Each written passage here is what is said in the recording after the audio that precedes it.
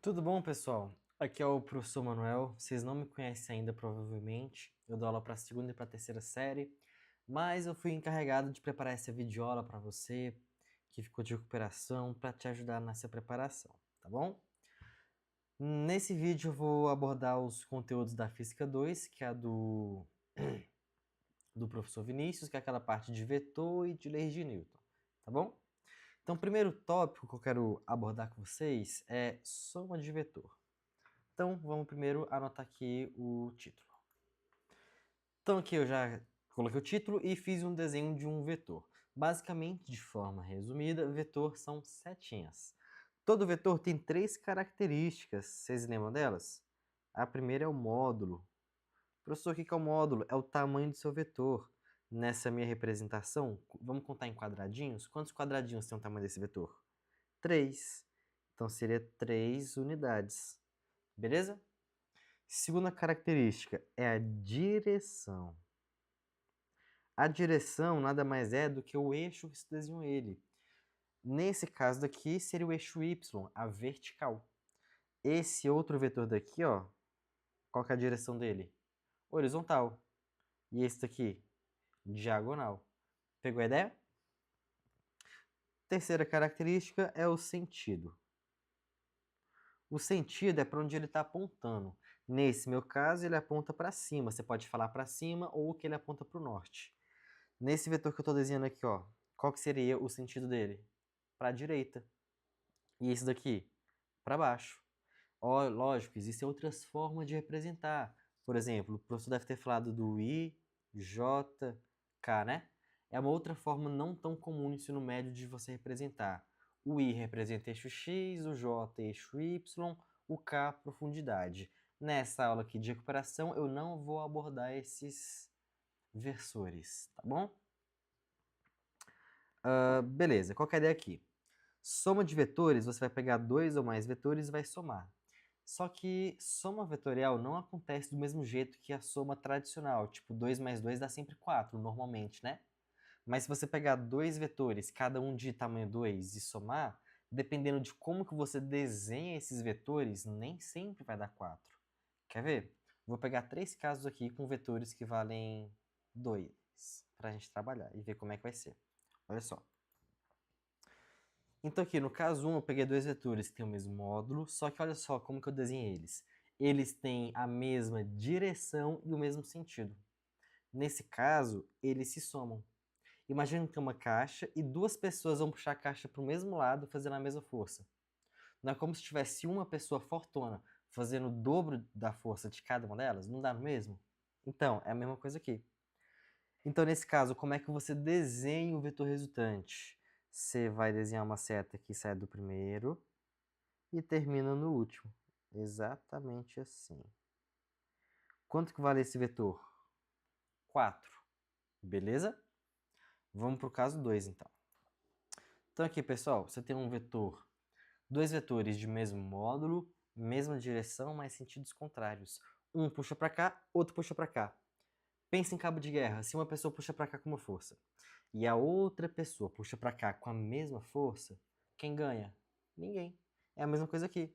Esses vetores se anulam.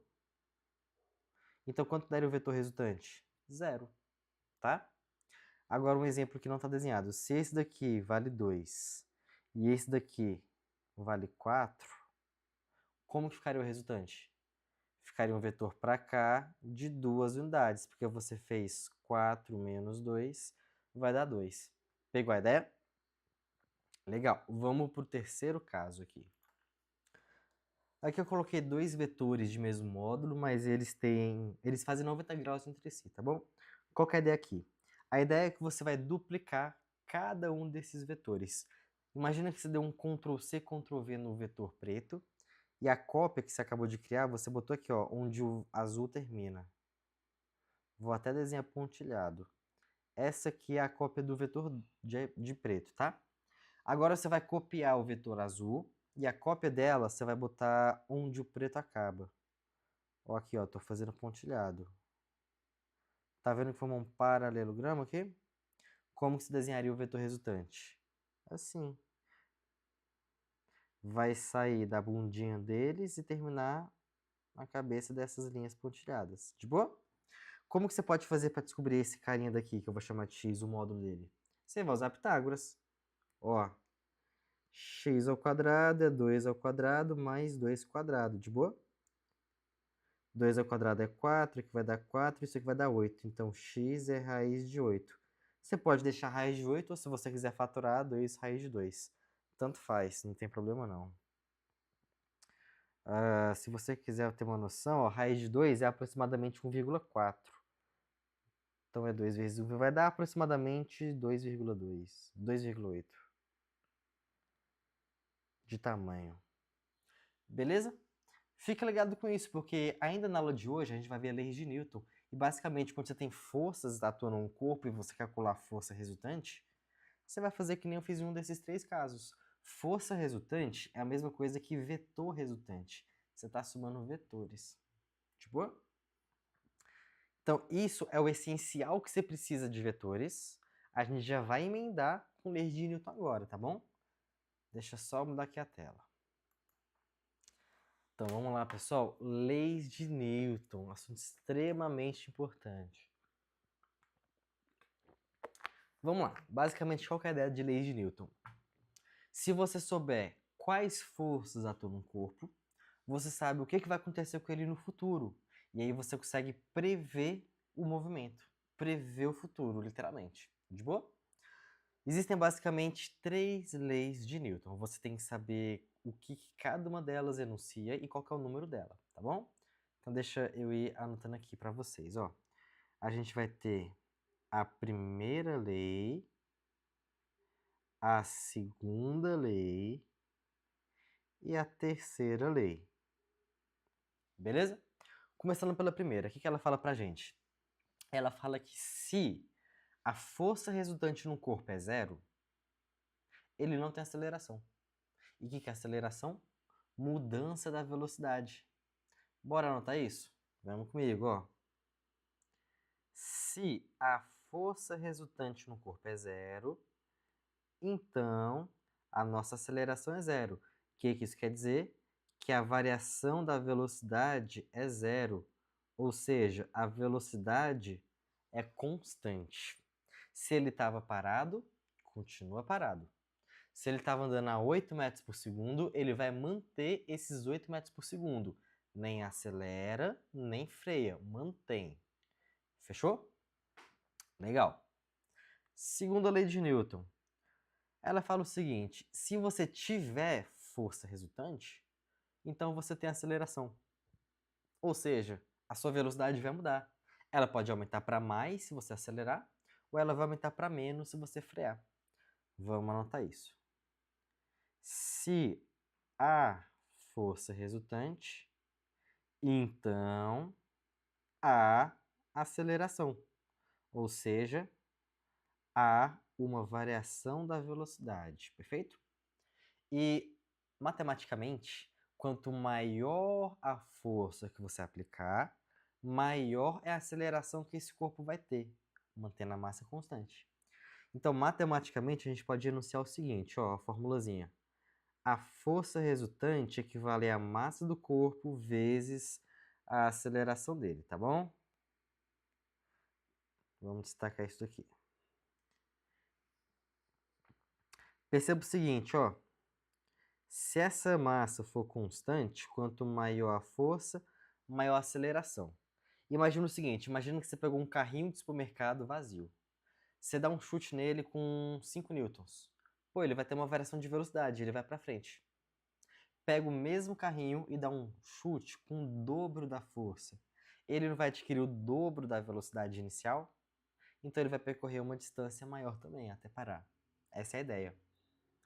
Agora imagina o seguinte, imagina que essa força daqui ela é constante. O que isso quer dizer? Você vai pegar 2 carrinhos de supermercado, um vazio e um cheio de compra. Você vai dar o mesmo empurrão nos dois, ou seja, a força é constante. A diferença entre eles é a massa. Como assim, professor, a massa? Um deles está vazio, o outro está cheio de compra. Ou seja, um tem uma massa baixa, o outro tem uma massa alta. Chuta igual aos dois, qual que vai chegar mais longe? O vazio.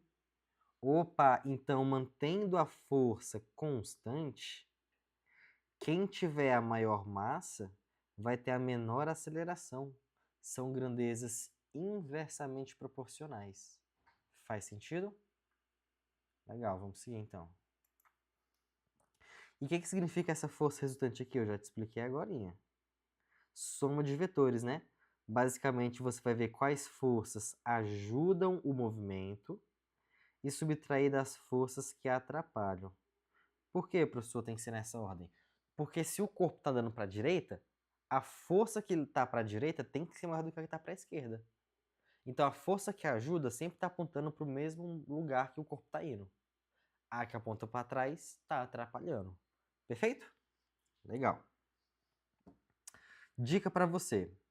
Sempre que você ler o enunciado, a questão vai te falar de um jeito ou de outro se tem aceleração ou não. Se tiver aceleração, você vai usar essa formulazinha daqui, força resultante igual a massa vezes aceleração. Mas se o enunciado falar que a velocidade é constante, então ele já te deu a dica que você vai usar a primeira lei de Newton. Sempre que a aceleração não existir, sempre que a velocidade for uniforme, constante, você vai usar a primeira lei de Newton. E aqui vai uma dica para vocês. Se você tem que usar a primeira lei de Newton, é só igualar as forças. Igualar as forças. Como assim, professor? Todas as forças que estão para cima igual a todas que estão para baixo. Pense em cabo de guerra. Todas as forças que puxam para um lado tem que ser igual a todas que puxam para o outro.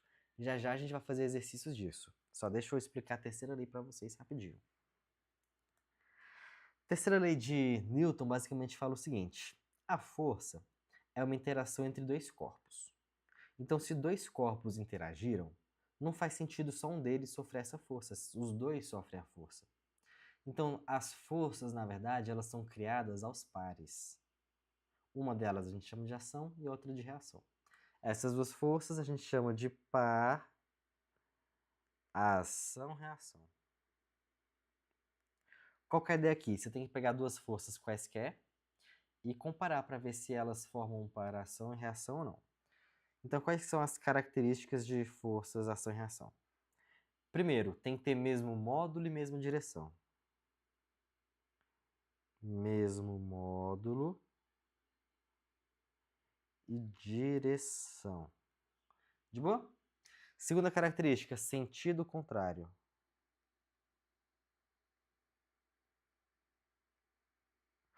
Ou seja, se a ação aponta para cima, a reação vai ter que apontar para baixo. Se uma está para a direita, a outra está para a minha esquerda. Tá bom? Além disso, elas têm que atuar em corpos diferentes.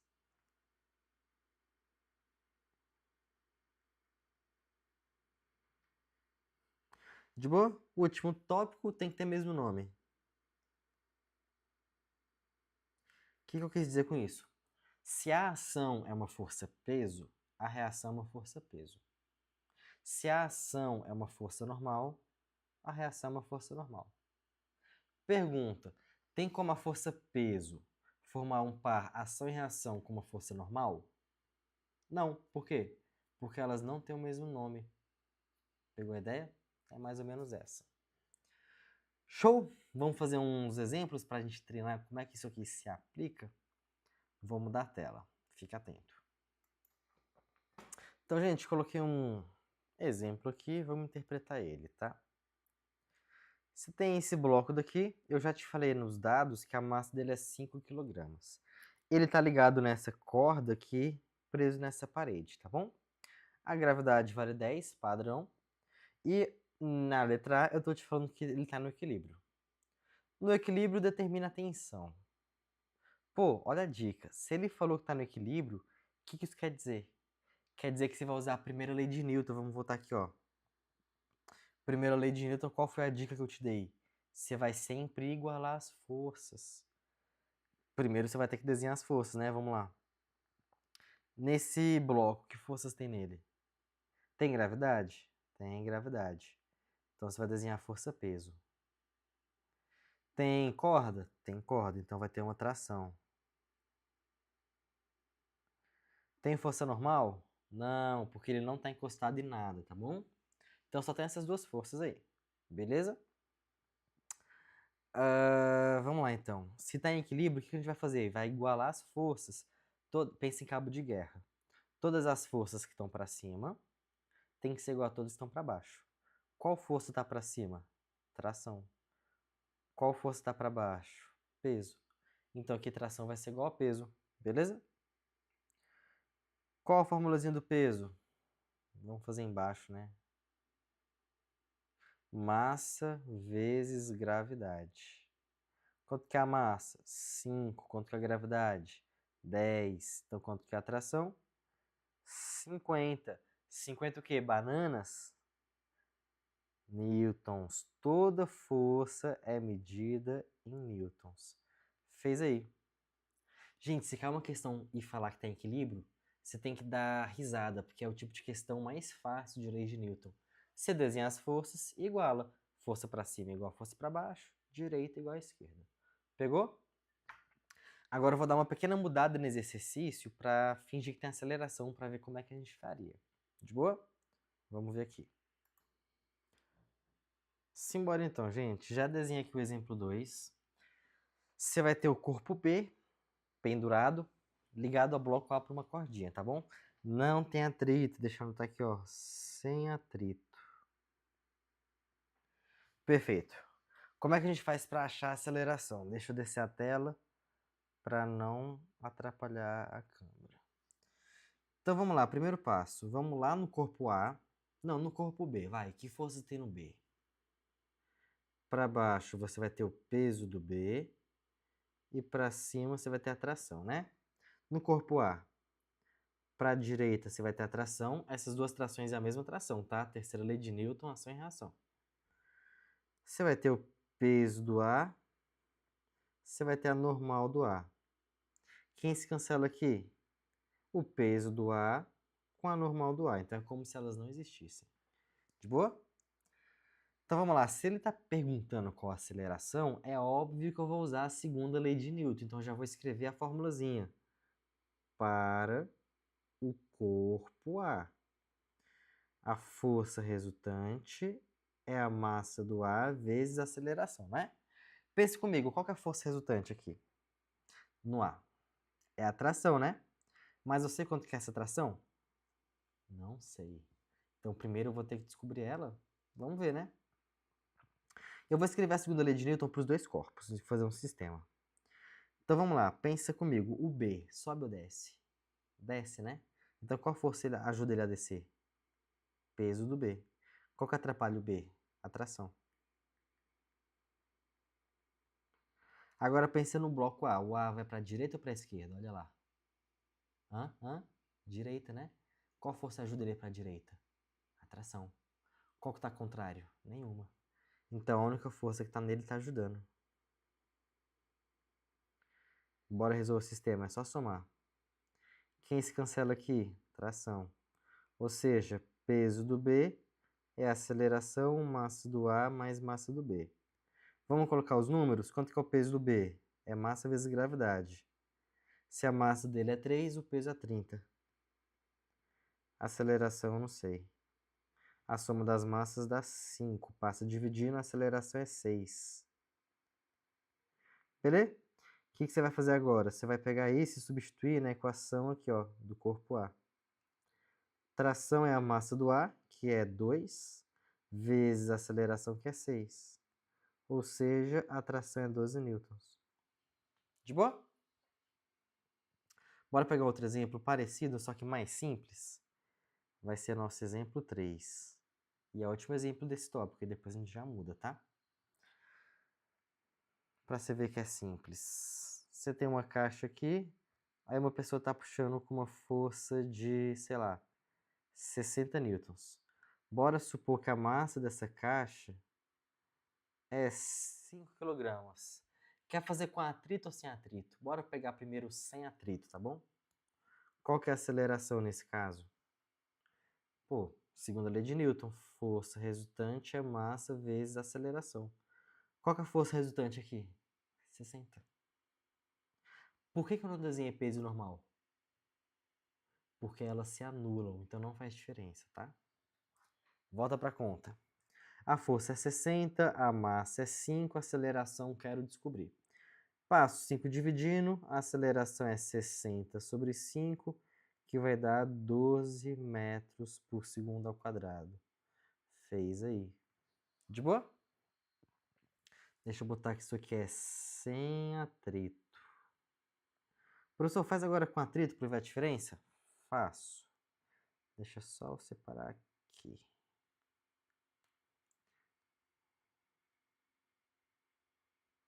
Tá, com atrito vai ter que ter uma força aqui para trás, que é a nossa FAT, né? Primeira coisa, eu vou no cantinho aqui calcular a força de atrito. Caso a questão do enunciado já te dê ela, beleza, você vai ter um trabalho a menos. Caso não, vamos relembrar como é que faz. FAT é coeficiente de atrito vezes normal. Aí a questão vai ter que te fornecer o coeficiente de atrito. Já vou botar aqui no cantinho. 0,1, vai, 0,1. Então a FAT vai ser 0,1 vezes a normal. Só que nesse caso a normal não é igual ao peso. Então no lugar da normal eu posso botar o peso, que é 50 newtons. Massa vezes gravidade. Isso aqui vai dar 5 newtons. Então beleza, eu descobri que o atrito, nesse caso, vale 5. Pô, vamos escrever a segunda lei de Newton, né? Força resultante é m vezes a. Lembra que eu falei que a força resultante é a força que ajuda o movimento menos a que atrapalha? Qual que ajuda aqui? A de 60. Qual que atrapalha? A de 5. Quanto que é a massa do corpo? 5. Beleza? 60 menos 5 dá 55. Passo 5 dividindo. Nossa aceleração vai ser de 11 metros por segundo ao quadrado. Viu a diferença? Não é tão difícil, né? Se tiver só um corpo. Se tiver um corpo, é facinho. Beleza? Deixa eu botar aqui para se enxergar toda a continha. Então, galera, eu quero ir para o último tópico da aula de hoje. O temido plano inclinado. Vou mudar a tela. Pessoal, então vamos lá. Aqui está o plano inclinado, que basicamente é uma rampinha, né? Qual que é a ideia aqui? Todo plano inclinado vai ter um ângulo de inclinação. Aqui eu estou representando pela letra θ, tá bom? Aqui você tem um corpo que pode estar parado ou não. Tanto faz. Beleza?